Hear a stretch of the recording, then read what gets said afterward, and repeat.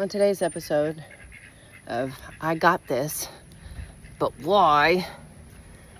We're gonna have a little story time. So, if you're new here, hi, my name is Caitlin. I have a little 20-acre farm in North Florida where storms and critters abound. And well, it's not a farm business because I make no money. In fact, all of my money I work extremely hard for goes into having this little family farm with my daughters and I, right? All right, setting the scene. You got the scene? All right, you're tracking? Okay, good. So there's a lot of things I'm discovering out here that are challenging for a single person. I mean that in this every sense of the term. Yes, I'm without partner, but I also just mean somebody going at projects alone, right? And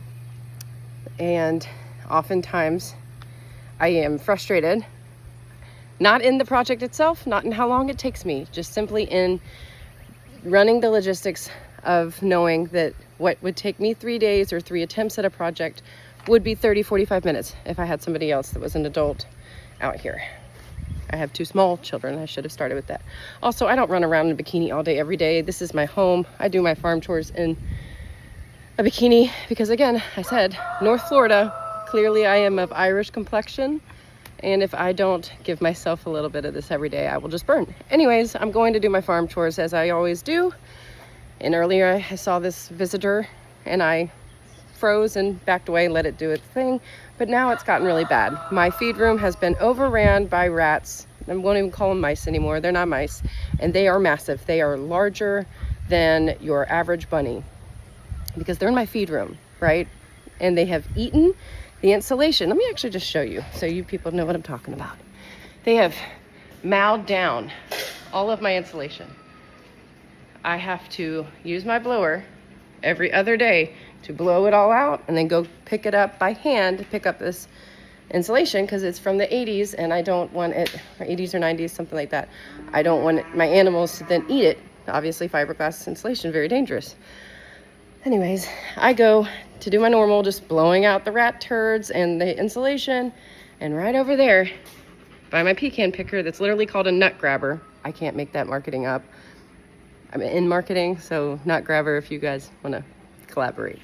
For real, I got you. Is what I'm hoping is a rat snake. Did I get close enough after freezing and panicking to investigate? Yes. Did I do a thrice investigation? No. Why? Because I am a self-respecting Floridian. When we see things in nature, we let it be nature. I saw that snake was fat. A rat snake is typically between a garter snake and a moccasin size. They're not meant to be thick usually, unless they have hunted. To which I'm relieved if it's hunting in here, hallelujah, because I don't know how I would ever keep a barn cat to do my mice hunting.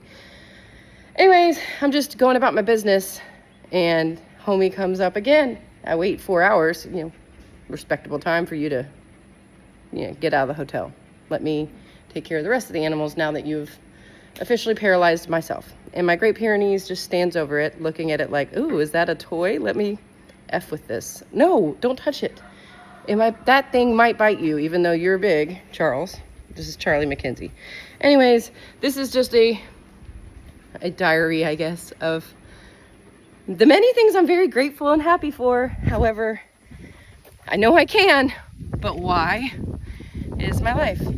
So before the storm gets really nasty, I'm gonna go feed the rest of the animals before I find my snake friend. I have a feeling, if you've been following a while, I will cut this off.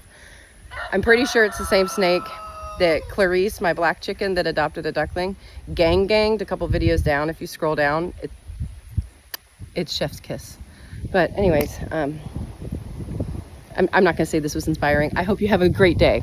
The Gulf of America over here says we're out.